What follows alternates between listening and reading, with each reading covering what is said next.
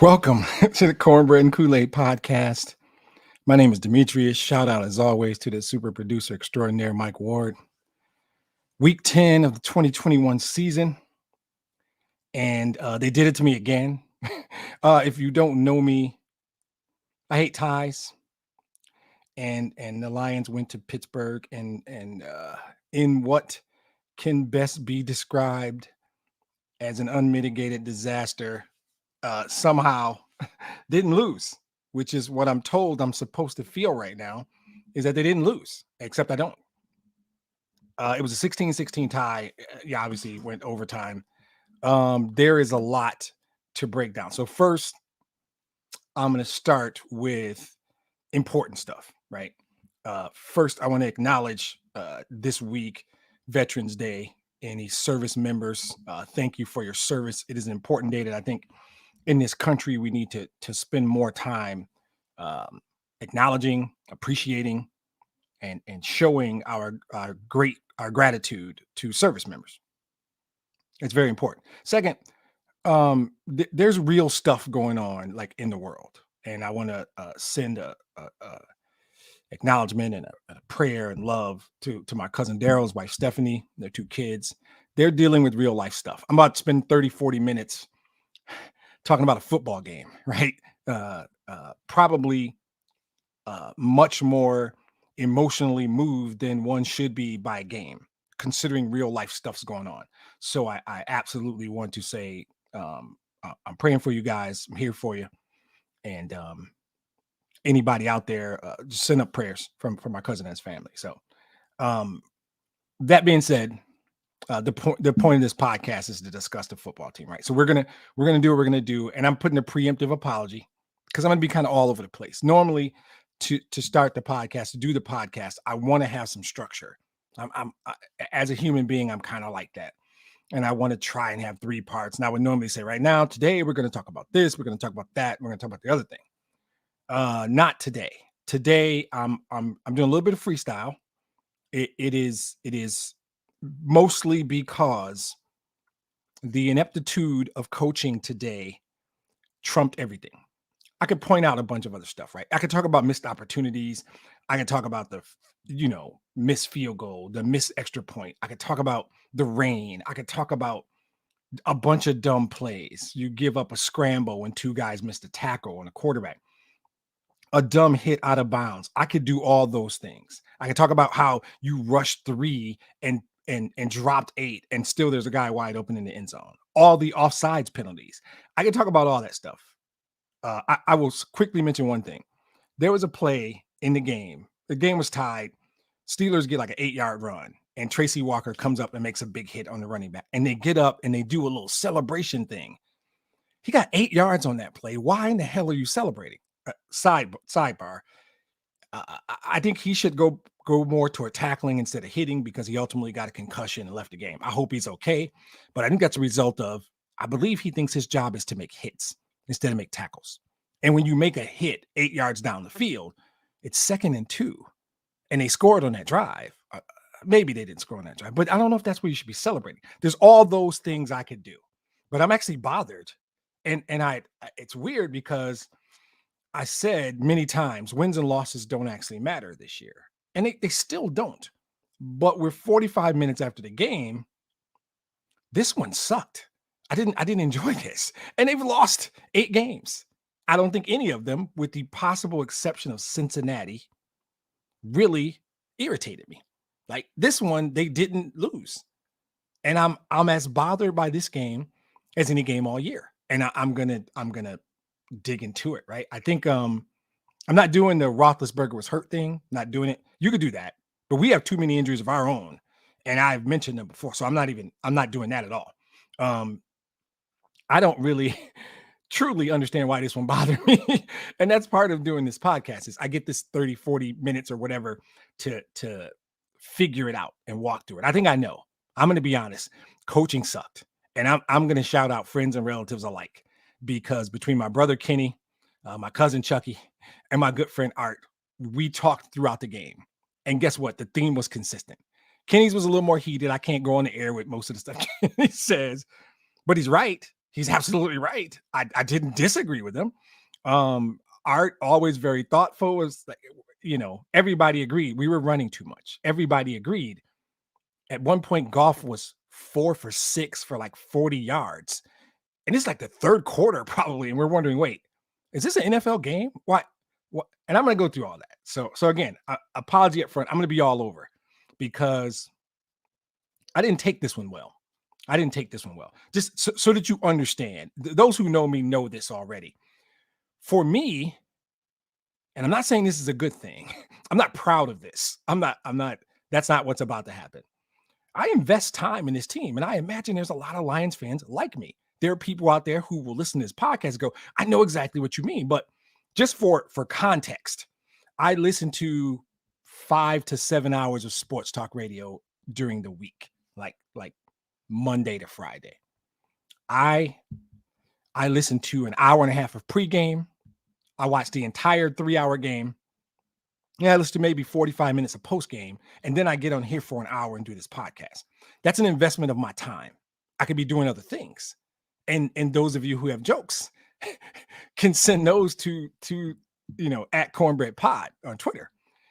Ideas of other stuff I could be doing. I'll read them, maybe, probably not, but I know that. The podcast is titled Cornbread and Kool-Aid for a reason. I'm invested. I'm not that fair weather guy. Oh, I'm Lions free. I'm going to go do something. No, I'm not. I'm going to listen to them talk about it.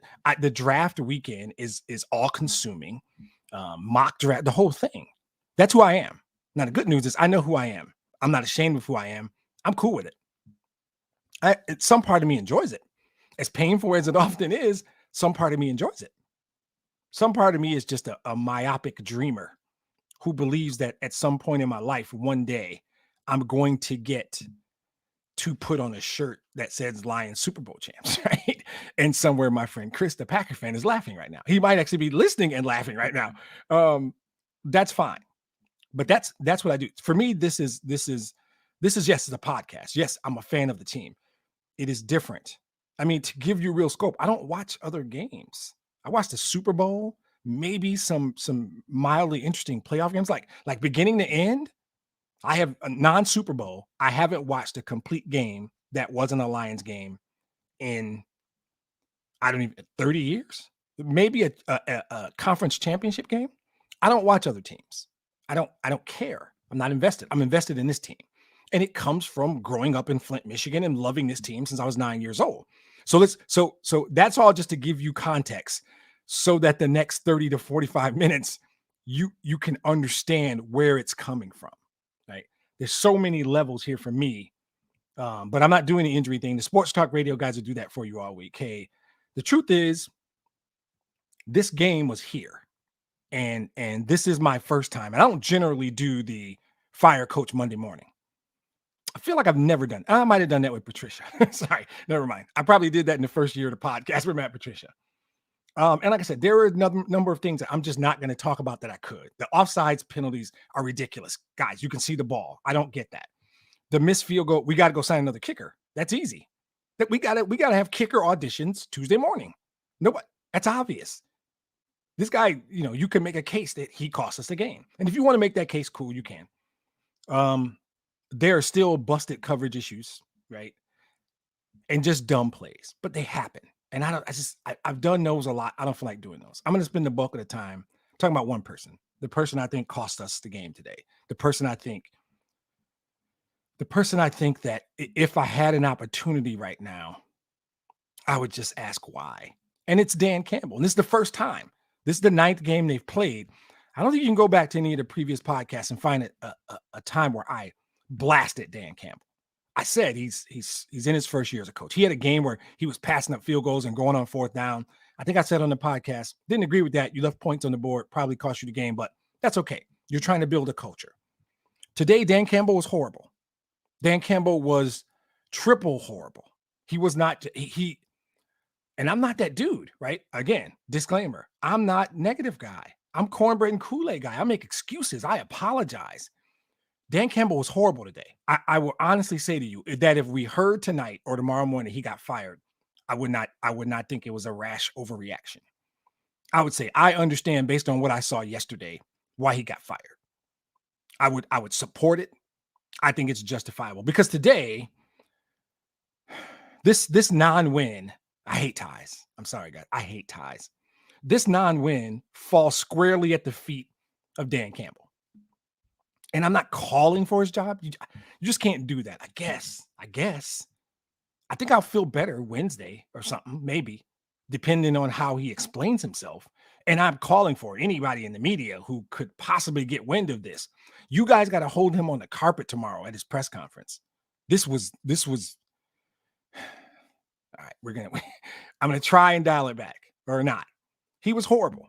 I call it the trifecta of horrible. And I just made that up. And I'm really proud of myself. He was a horrible leader today. He was a horrible offensive coordinator today. And he was a horrible head coach today. He was all three within 160. No, I guess it wasn't 60, 70-minute game. He was horrible. So leadership is different. And like I said earlier, again, I'll give you room. You could be mad at the kicker if you want. You can be mad at golf. Maybe there's a case that says if your ribs are hurt so bad, all you can throw is bubble screens. You got to go to the coach and say, I don't give us the best chance to win. Put in my backup. But if you want to be mad at golf, I get that. He missed Khalif Raymond early on what should have been a touchdown. He missed Khalif Raymond on a slant. That would have been a huge play in a drive. He missed a lot. And he was just hesitant to throw the ball because his ribs were probably on fire. Right? If you want to get mad at all the dudes that missed tackles and Alex Anzalone, I don't know how you guys feel about him. He's number 34, the white guy with the long hair on defense that plays inside linebacker. He did not have a good day.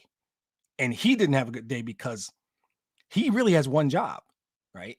And he doesn't do it well, right? He comes in out of control and misses tackles. Guys don't miss tackles because they're scared or they're not strong. They come in because it's called leverage. If you come in with your body in a certain position, you can wrap a guy up and tackle him. If you come in out of control, you dive, you flail, you miss, right? That's what happens. Alex Anzalone does that multiple times during the game. Today, I probably counted 4 or 5. But the truth is today, everything came together for you.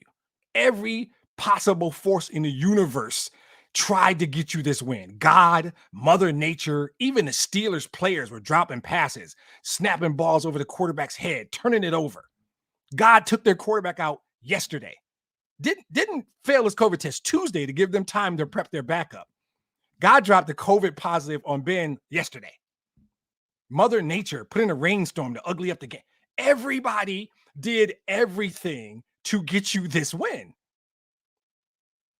And Professor Kneecaps decided, nope, I'm going to do everything possible to not win this game. And he did. I don't know if everyone sees it the way I do, and I'm cool with that. Again, at Cornbread Pod, you can hit me on Twitter. Tell me what I missed. Tell me if I'm blaming one. I don't generally like to do that. I usually try and look at the game analytically from multiple perspectives and say, here's the 5 reasons they lost. Excuse me. Not today. There are a bunch of reasons. Today, this is on the coach. Dan Campbell blew this. Dan Campbell was horrible in every respect. So I talked about horrible leadership, horrible offensive coordinator, horrible head coach. I'll break it down. I don't mind. Leadership, right? The idea of, okay, I'm making an announcement. I'm getting more involved in the offense. I'm going to have a headset. It looked like he was calling plays. So from a leadership perspective, what you have said, the message you've sent, whether you know it or not, and he might not know it because I don't know how good a leader he is. Is he fiery and inspirational? And I don't even care about the kneecaps thing that much. He's supposed to be a tough guy. Sometimes those guys don't make leadership decisions. And when you do that, what you have said is, hey, I think we're 0-8 because Anthony Lynn is a bad play caller. That's the message you send. I don't care how you word it. If you say, this week, I'm calling plays. We're 0-8. I'm calling plays. The message you send is that Anthony Lynn is a bad play caller. You ignore your talent deficiency, of which you have a ton. You ignore execution, guys missing assignments, guys lining up wrong, guys jumping off sides, guys dropping passes, golf overthrows, the shit that really causes you to lose games, execution. You ignore all that and you make the suggestion Anthony Lynn's not a good. It's the play calling that has us 0-8. And then you go further to make the arrogant assumption I'm better at calling plays than Anthony Lynn. I'm going to do my regular job and I'm going to do Anthony Lynn's job. That's how good I am. That's how good I am. Guess what, bro? You ain't that good. We figured that out. We learned very quickly when you went 3 and out on the first 3 possessions, that's a negative. Nope. Lesson learned. Anthony Lynn, here's a headset. Apparently, I'm not as good as I thought. Anthony Lynn's one of the better offensive minds in this league. He's got a demonstrated track record as an OC and a head coach. And you have the audacity to suggest, literally by taking over play calling, that not only is he the reason you're 0-8, is he a major contributing factor to the reality of your 0-8 record, but you, in addition to doing your regular job, can do his job too. That's a level of arrogance that's tough for me to process when you have nothing to base it on. You have no track record. You don't have a win. You don't have a win. And you have the audacity to suggest that. If I'm Anthony Lynn, I might resign. If he intends to call plays next week, I might just go, all right, cool. You do it, Superman. You do it, kneecap, whatever you want to call him, right? If you think Anthony Lynn, one of the best offensive minds in this game, is the reason you're now 0-8-1, and today your incredibly great play calling almost got, you're full of shit. I'm sorry. Anthony Lynn is a damn sight better than you at calling plays. He's a real offense coordinator. Let him do his job. Leadership lets him do his job. You don't try and scapegoat Anthony Lynn by taking over play calling, because that's what you're doing. Whether you know it or not, whether you think it or not, you're scapegoating Anthony Lynn by putting on the headset, walking around with your little plastic laminated sheet and calling running play after running play after running play. 3rd and 12, draw play. 3rd and 10, running play. What the hell? You sucked. You sucked. Today, as a leader, you scapegoated Anthony Lynn and you let everybody down because you were arrogant enough to think that you could be the offensive coordinator today. That's bad leadership. There's bad leadership. It was unfair to Anthony Lynn. It didn't work. And you were a damn sight worse than anything he's done in the previous 8 games. You were a bad leader today. As a play caller, secondly, oh my God, what's worse than everything I just said? Right? I remember at least 3 third downs and greater than 7. I remember the 3rd and 12. I remember the 3rd and 10. I feel like there was a 3rd and 8, and he called draw plays on everyone. This is second, third quarter, close game. None of them worked. None of them worked. I already said you went 3 and out on your first 3 drives, and later, I think 2 more times, maybe 3 more. I get it. And there are those of you who are going to push back. We rushed for 200 yards. Swift had a good day. Igwebuike had a good day. Jefferson had a good day before he went out. All that's great. You didn't win the football game. You know why? Because Mike Tomlin's not a moron. Mike Tomlin's one of the best coaches in this league. And if you would have recognized that, stop trying to be Billy Badass. I'm going to call plays and do my head coaching job and let Anthony Lynn do what he does, you probably would have won this football game. But you most certainly would have recognized Mike Tomlin's going to figure this out. Sooner or later, Mike Tomlin's going to figure out that I'm running the ball every play. And even after they make a dumb play and run into your punter and you get it on 4th down, run, punt. You were a horrible play caller. There was no imagination. There was no ingenuity. There were bubble screens and runs and bubble screens, tight end bubble screens, wide receiver bubbles. So when it was clear to everyone that Pittsburgh had figured this out, that Mike Tomlin was like, okay, bro, I'm not going to let you beat me just running the football. That's called halftime adjustments. Tomlin went in there and go, I don't know if their quarterback can throw the football. It doesn't seem like one of 2 things. Dan Campbell's too proud and too arrogant or too stupid to balance out his offense and throw the football. And they threw more times in the last probably 6 minutes of the game, probably more times in overtime than the rest of the game combined. And maybe there'll be an explanation. I'll throw out a disclaimer. Maybe there'll be an explanation. They're going to talk about Goff's ribs, whatever.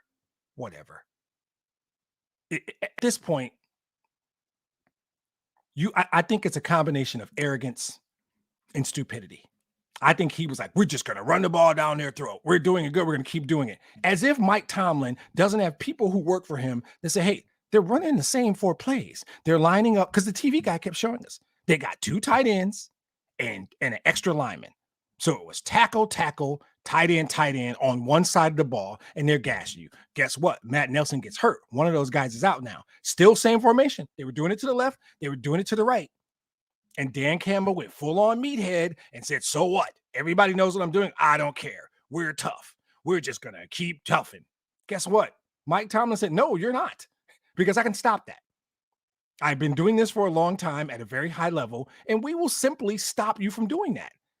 And if you can't throw the ball, great. You're not going to win. If you are just too proud and too stupid to throw the ball, you deserve this L. You deserve everything you're getting. You deserve not to win this game. And I don't love patting myself on the back, but when I'm absolutely right, I don't have a problem with it. When the kicker missed the extra point, I literally said, 16-10, that's 2 field goals and an overtime loss. I was almost right. But I knew it. I saw it coming. As soon as he missed it, I was like, there you go. That 1 point changes the game. Now, I don't really care about the win or the loss. Again, I need to keep with the disclaimer, because I don't want you to go, he's a little more heated and they tie. No, wins and losses don't matter this year. What I can't see is this coach being an idiot. And I think this was pride, arrogance, stupidity. I don't know. Some combination of those three cost them an opportunity to win a game today. And you got guys out there like Gilbert, whose first name I don't know because he's brand new, just off the streets, and Jerry Jacobs getting hurt.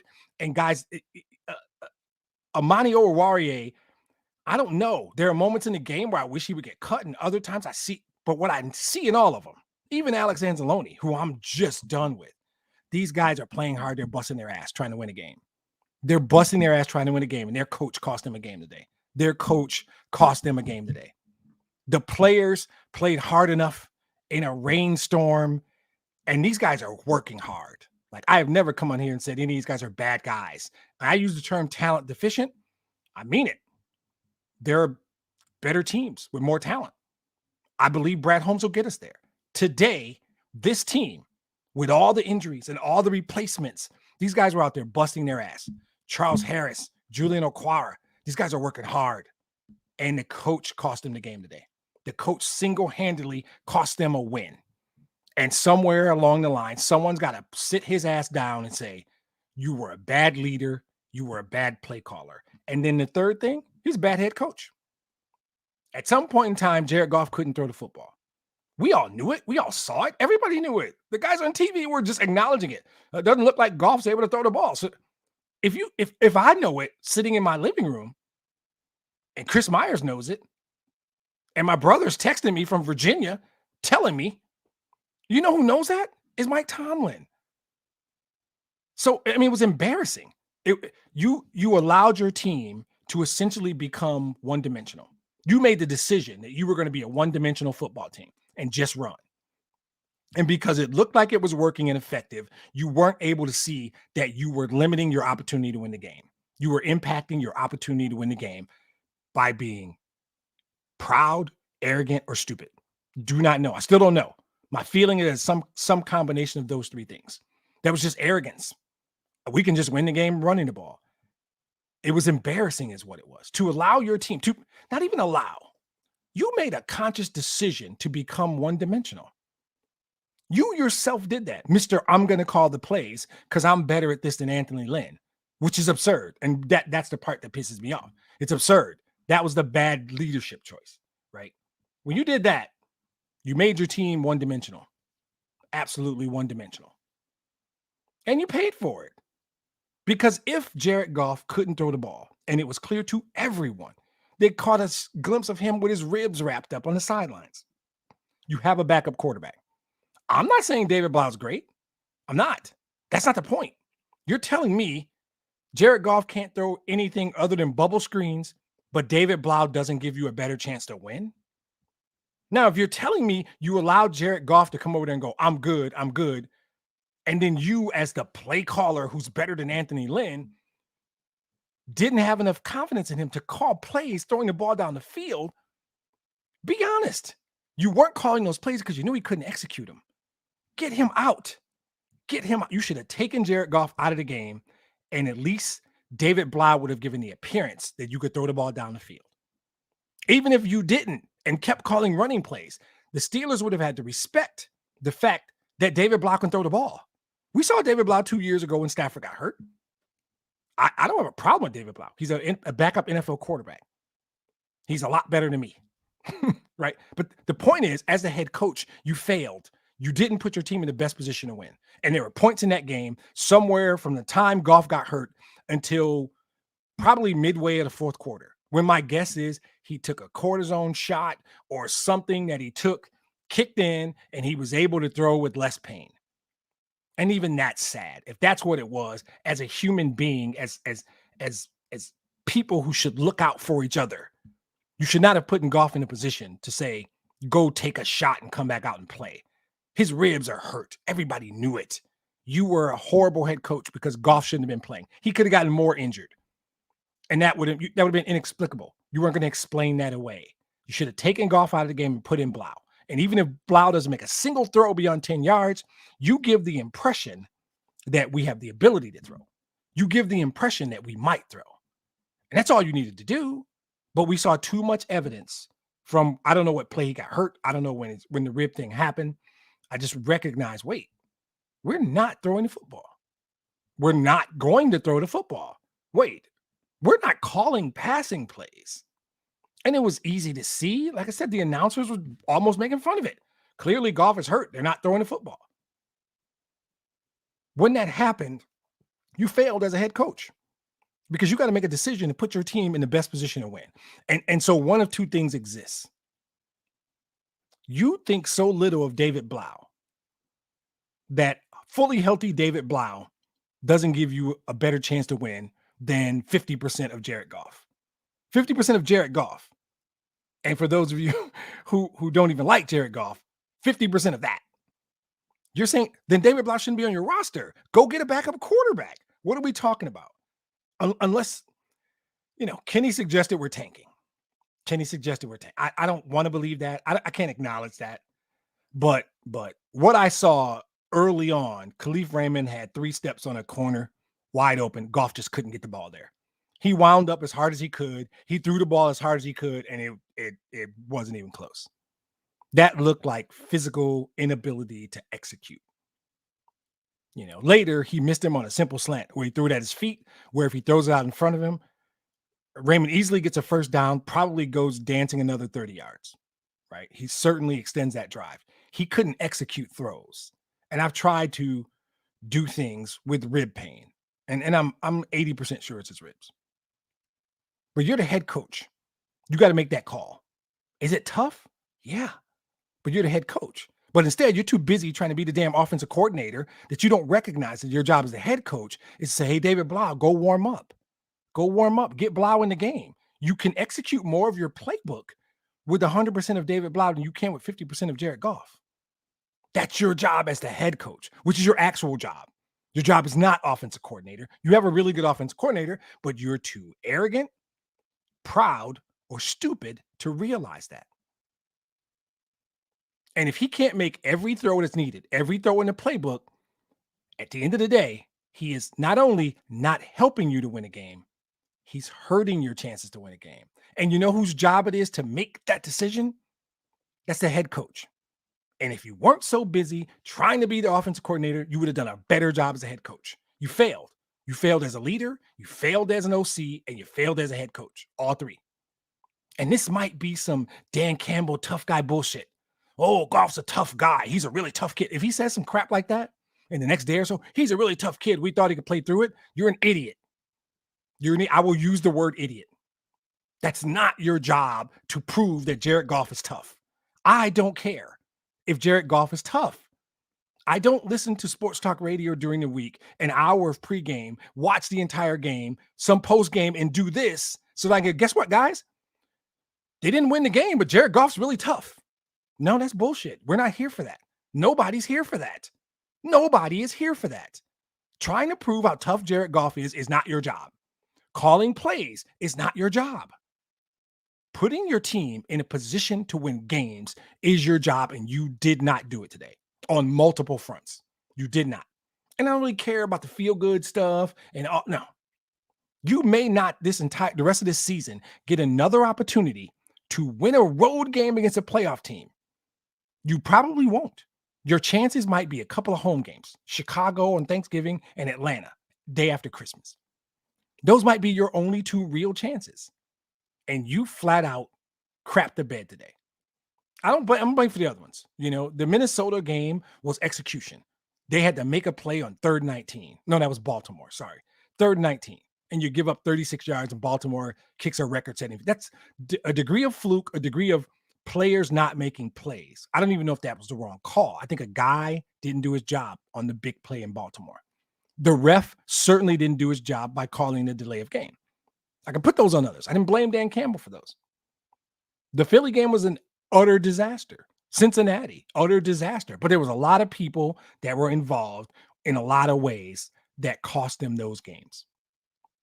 Today is a very rare exception, and I generally don't do it. But today, I put literally, and I get the kicker part.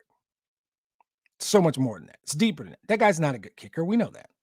He's a backup. Our other kicker is on IR, and he's not a bad guy. He might be a nice guy. I don't even know. But when it's obvious to everyone, announcers, fans, everyone, that your quarterback is not 100%, can't execute every play in the book, your job as head coach is to put your team in a position to win, and you failed. You failed horribly today. And this is not something I just want to bash Dan Campbell. I actually like Dan Campbell. I've been pro Dan Campbell all along. I tried to explain to people what he meant by biting kneecaps instead of everybody making jokes and memes and his coffee stuff. Trying to build a culture. I defended him on all that stuff. I talked about how you have to build a culture. And one day the talent is going to catch up to the culture and this thing's going to be kind of fun. I said that. I made excuses. I've been getting on here going, they're at the beginning of building something. And you've given me no reason to say crap like that for 8 weeks. And I keep telling people. I told a guy last week, he's like, look, you starting to think 0-17? No, I don't talk about 0-17. Why would I? That's me already conceding. I never do that. And 0-16-1 is not much better. I just can't do that because what I wanted to see was development. DeAndre Swift is a stud. TJ Hawkinson didn't get targeted today. Well, he did. It was a penalty. I don't think he caught a ball all day. There's no game that TJ Hawkinson plays an entire game that he should not get 5 to 7 targets, 3 to 4 catches. You know why he didn't? Because you wouldn't throw the football. Because you were either too proud, too arrogant, or too stupid. I still don't know which one it is. I'll let you guys decide. You guys can tell me at Twitter. Send me the message, just one word. Proud, arrogant, or stupid. Send them to @cornbreadpod. I want to know what you guys think. Because I don't know. But what I saw today was even in Matt Patricia's worst days. Matt Patricia was always scheme related. I just thought Matt Patricia was dedicated to his scheme and his scheme sucked. And for most of his tenure, he did not have the right players to execute that scheme. And even if he did, the scheme sucked. I said the word scheme 5 times per podcast during the 2 Matt Patricia years. I didn't dislike him personally. I didn't think he was a jerk personally. By all accounts, he was a really smart guy. I thought he was married to a scheme. And that scheme was not good. It wasn't effective. It didn't work here. I'm not even sure if it worked in New England. But he was married to a scheme. But I wouldn't say, hey, there's a game that Matt Patricia's game day decision-making cost him a game. Matt Patricia's crappy defensive scheme cost him a lot of games, cost him his job. And I'm fine with that. I thought there was a time where it was clear that wasn't going to work. It was clear Bob Quinn was married to the Patricia way, the New England way. Fine. I can try and remember in the last 2 years, is there a podcast where I came on and I said, Matt Patricia cost them the game today without using the word scheme. I use the word scheme a lot because it was almost always the scheme. The scheme was horrible, but we're not going to digress there. Today, I believe this week and today, Dan Campbell displayed weakness as a leader and he scapegoated Anthony Lynn to a degree. I thought he displayed ineffectiveness as a play caller. Because you can't get caught up in your own tough guy bullshit. We're going to run the ball down their throats. We're going to prove. And that's what happens. That's what happens. I'm not comparing it to like Madden or anything like that, but you get caught up in the game. And he did. And he let his ego get him caught up in the game. And he was a horrible play caller today. But more than anything, the head coach's job is to put his team in a position where if they execute, they can win. And he did not do that. And everybody tried to help. Like I said, God yanked their quarterback out yesterday. Mother Nature brought you an ugly rainstorm on a nasty turf where they've played 3 games in a week. Everything was right there for you. They turned it over. They hiked it over the quarterback's head. They fumbled. They did everything you needed. They tried their best to give you that game. The Steelers did everything they could to give you that game. And you just refused to win because you needed to prove a point. And you're not going to get another chance like this. That was the best chance you had to win the game, including Minnesota and Baltimore. That was your best chance to win the game. It was there. It was there for you. And you failed. The coach failed them today. The players didn't get some things done. I get that. But I'm not even talking about 0-17. I don't really care about that, right? They don't have the talent to compete week in and week out. And when it's there for you, you got to take it. When the other team is handing it to you on a silver platter, you got to take it. And today, quite simply, the head coach did everything he could to not win today. Everything. And you did a disservice to the organization. You did a disservice to the players who are out there busting their ass for you. You did a disservice to the fans. I'm taking it personally. You did a disservice. And if you don't come out at some point this week, take full ownership of it, not just the normal crap. This falls on me. No. Come out and specifically say, should have never been trying to call plays. Because that gives the impression that I blame Anthony Lynn in his play calling. Anthony Lynn is a hell of a play caller and way better at this than I am. And oh, by the way, I have another job. It's called head football coach. And I failed as a head coach because I was busy trying to be the play caller. And I screwed that up too. And I embarrassed and scapegoated Anthony Lynn as a leader. Dan Campbell failed us today. This is the first time for me that it was atrocious. It was something that I feel needs to be addressed. Again, if he got fired tomorrow morning, it wouldn't bother me. And I don't know that's a rash decision. And it's, an hour and a half after the game. Yeah, I won't want to fire him by Wednesday. I'll get why he's still the coach on Wednesday. I won't be upset. But he did a disservice. And it's frustrating because you don't get opportunities handed when you're not good. And a playoff team, you're on the road, they give you every chance to win the game. And you just, again, I don't know, guys. It's pride, it's arrogance, or stupidity. If there's a fourth option, you can tweet at me the fourth option. I don't know what it is. I'm trying my best to figure it out. I almost want to do a social media segment. I should go and see. Let me go see what Kenny's talking about. I imagine Kenny's got some comments up there, but I am stuck in the place where I think it was some combination of arrogance, stupidity, and pride. And I don't know which one it is. I don't know which one is worse, by the way. I don't know which one I want. I think I would rather, that's good. That's a good little point. I would rather it be pride because he could be humbled. He should be humbled. He should be humbled by this. And if he's humbled by this, he shouldn't make this mistake again. The first thing I want him to say, I want someone to ask him is, why in the blue hell are you calling plays? Why are you calling plays? Why did Anthony Lynn not call plays? That decision you made to quote unquote get more involved, what was that based on? What failing of Anthony Lynn was that based on? What do you bring into the table that's somehow going to improve that? How is that going to be better with you than with Anthony Lynn? And how do you think you did, by the way? Yeah, give me some idea of how you think you did. That's what I'm interested in seeing. Grade yourself as a play caller. Tell me how if you evaluate Anthony Lynn on a weekly basis and how he calls plays, I'm sure it's connected to the plan you guys had in place. Did he really execute the plan you were talking about? And so I checked my comments.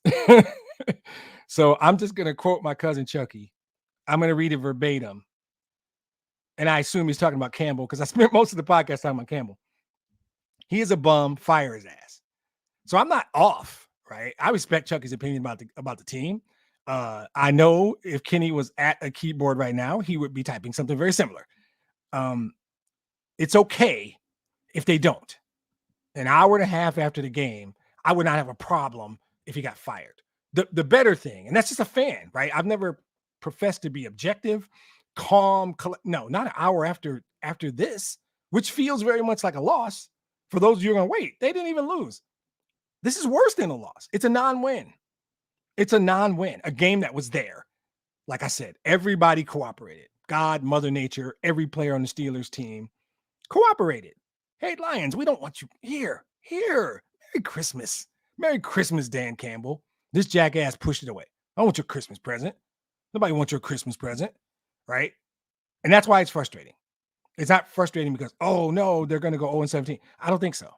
I don't. I think there's opportunities. They'll win a game. But today, it was there. It was there. It was right in front of them.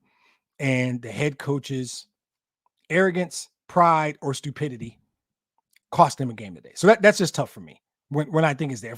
If Pittsburgh would have played well and Roethlisberger would have been there and they just beat you, you guys know how I feel about the difference between losing and getting beat. There's a distinct difference. I've been very clear how I feel about them. When you get beat by a better team, I assume they were going to get beat a lot of times this year by better teams. San Francisco beat them. Green Bay beat them. To a degree, Philly beat them. Philly played better and beat them. Cincinnati, they played horribly, but Cincinnati beat them. They lost to the Bears. They played like crap. And they lost to Minnesota. They lost to Baltimore. They lost today. I don't even care if it's a tie. They lost today. They lost today because they didn't win. And I'm like Ricky Bobby's dad. If you ain't first, you're last. That doesn't even work. If you don't win, you lost. I'm gonna try it that way. There we go. If you don't win, you lost. So I hate ties, and today was an incredibly winnable game. They had multiple opportunities, and I'm gonna go out agreeing with my cousin Chucky. He's a bum fire. No, they're not gonna fire him. That's not even real. They're not. The best case scenario, quite frankly, is he's humbled. He's humbled. And we see something this week where he says, I was an asshole for thinking I was a better offense coordinator than Anthony Lynn. I was not very smart as a leader to scapegoat him, right? Somebody's got to call him out. Do you know that when you take over play calling, that's what you're suggesting, right? I don't know if they will. I don't even know if anybody else sees that the way I do. So I'm not even assuming anyone else sees that the way I do. But when he decided I'm putting on the headset, I'm going to hold the laminated play sheet and I'm going to call plays. I'm in Jared Goff's ear. I don't know if he gets that the underlying message is we're 0-8 in large part because of Anthony Lynn's play calling. And that's not why they're 0-8, by the way. They're not. A real leader would say, we got some talent gaps. We got some things we need to clean up. I got to be better coach. Players have to execute better. We're playing cornerbacks off the street, guys we picked up at the rec center. No disrespect to Jerry Jacobs and Gilbert. I'm sorry, Gilbert, I don't know your first name. I never met you. Never seen you before until today. Go down your list of injuries. No Romeo, no Ragnar. Go down the list. No Akuda, no Melifonwu. You could go down the list and everybody would get it. You weren't that good to begin with, and then you lost a bunch of your really good players. You could say, my quarterback was hurt today. You could say a whole bunch of stuff. What you need to do is apologize to Anthony Lynn, give him back the headset because you did a shit job today. So humble yourself, recognize you were a bad leader, you were a bad OC, and you were a bad head coach for letting your quarterback play out there with bad ribs, making your team one-dimensional, and costing your team a chance to win. That's on you. All right, I'm good, guys. I feel like I might have beat the dead horse. But the dead horse deserved to get his ass beat. I got to be honest with you. I'm not happy with our head coach right now. I need time to process it. I need to go eat some pork chops and feel better. I don't know, but I am not thrilled with our head coach today. So you guys can let me know how you feel about it. I'll if something's interesting, I'll mention it next week. I'm gonna check one more time to see if anybody else dropped. Oh, I got another one. Who is it? Oh. No. Chucky just reiterated what he said. And you're right, cuz I got you. Truth though, they're not going to fire him. We both know they're not going to fire him, right? I wouldn't be unhappy, but it might be a rash reaction. But I'm a fan, so I'm allowed to react. And quite honestly, I'm allowed to react rashly. That's what I do. No, that's what most people do. I don't do it often. Today I did it. To me, it was blatant today, and he deserves the criticism, even if he keeps his job. So, all right, I'm out, guys. Hopefully, it's all in the Cleveland. The Browns appear to be a good team. I have no idea what's going to happen next week in Cleveland. We will see. Truthfully, we pissed away an opportunity to win a game today in Pittsburgh. Our coach let us down, and I'm not thrilled with it. So we'll see what happens next week. Hope you guys enjoyed it. It wasn't as structured as it normally is. I will try to get back to something more structured. No, maybe. I'm not making any promises. Dan Campbell might pull some more nonsense. Who knows? But I hope you guys enjoyed it a little bit. I certainly enjoy doing it. And no matter what happens, even if they tie again, I will be back next week. So again, thank and show appreciation to the veterans in your life. Throw up a prayer for my cousin and his family, and be safe and be respectful. And we'll see you next week.